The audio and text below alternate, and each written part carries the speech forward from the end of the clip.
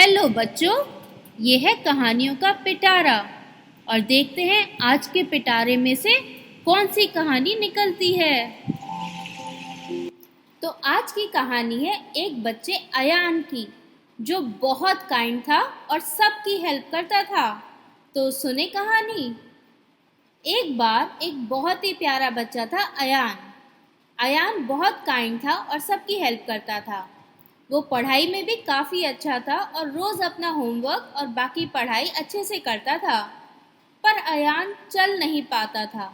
बचपन से ही उसके पैर काम नहीं करते थे, इसलिए वो व्हील चेयर की हेल्प से ही इधर से उधर जा पाता था। इस बात से वो कई बार बहुत सैड हो जाता।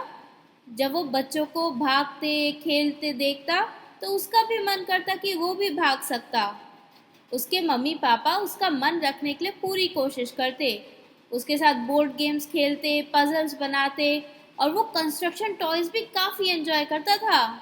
पर फिर भी उसका रोज़ का शाम का रूटीन होता था गेट के पास बैठकर बाहर पार्क में खेलते बच्चों को देखना। कभी कभी मम्मी उसे बाहर पार्क में राउंड्स भी लगवा कर आती थी। अयान रोज एक बच्चे को देखता जो कि काफी तेज भागता था और खूब खेलता था, पर वो काफी बार अयान को सैड सैड दिखता। उसने कई बार सोचा कि वो उस बच्चे को बुलाकर पूछे कि वो इतना सैड क्यों है। एक बार वो बच्चा गेट के बाहर आ रहा था तो उसने अयान को अपनी ओर देखते हुए पाया, तो वो उसकी तरफ देखने लगा। अयान ने उसे हाथ से इशारा कर अपने पास आने को कहा। वो बच्चा थोड़ा हिचकिचाया पर फिर भी आ गया। हेलो, अयान ने उससे कहा, तो उसने बस हल्के से सिर हिला दिया। अयान ने उससे कहा कि मैं तुम्हें रोज खेलते कूदते देखता हूँ, पर ऐसा लगता है कि तुम बहुत सैड हो। क्या बात है, तुम मुझे बताना चाहोगे? बच्चा ये सब सुनकर भी चुप नीचे देखता हुआ खड़ा रहा। अयान ने फिर बात करने के लिए कहा, मेरा नाम अयान है, तुम्हारा नाम क्या है? उसने धीरे से जवाब दिया, समीर। हेलो समीर, क्या तुम मेरे फ्रेंड बनोगे? ये सुनकर वो बच्चा मुस्कुरा दिया। ये देखकर अयान खुश हो गया।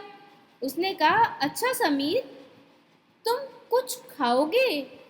ये सुनकर समीर ने हैरान होकर ऊपर देखा और फिर हल्के से सर हाँ में हिला दिया, पर उसकी आंखों में थोड़ी खुशी भी आ गई। अयान ने मम्मी से 2 मैंगोज ले लिए और फिर दोनों ने साथ में बैठकर आम खाए। अयान ने कहा, पता है समीर, मुझे ना आम बहुत पसंद है। इस पर समीर ने भी खुश होते हुए कहा, मुझे भी। अब अयान और समीर रोज शाम को मिलते, बात करते और आम खाते। अयान को बातों में अब पता लग गया था कि समीर के मम्मी पापा नहीं हैं और वो पास के ही एक ऑर्फनेज में रहता था, जो समीर को ज़्यादा खाने पीने को नहीं देते थे और ध्यान भी नहीं रखते थे। पर समीर के कोई और रिश्तेदार नहीं थे जिनके पास वो रह पाता, और इन सब वजह से वो हमेशा थोड़ा दुखी रहता। पर अयान के साथ अब वो खुलकर हंसकर बात करता था।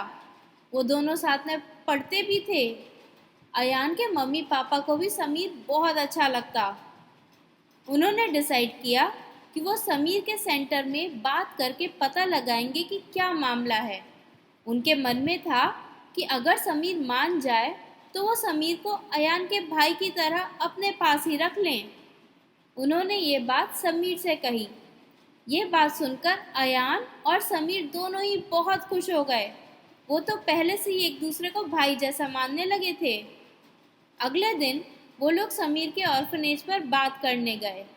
सारे ज़रूरी पेपर वर्क के बाद समीर को अपने साथ अपने घर पर ले आए, पर साथ ही उन्होंने ऑर्फनेज की कंप्लेन की पुलिस से और इस बात का ध्यान रखने को कहा कि सब बच्चों को अच्छे से खाना पीना मिले और उनका ध्यान ढंग से रखा जाए।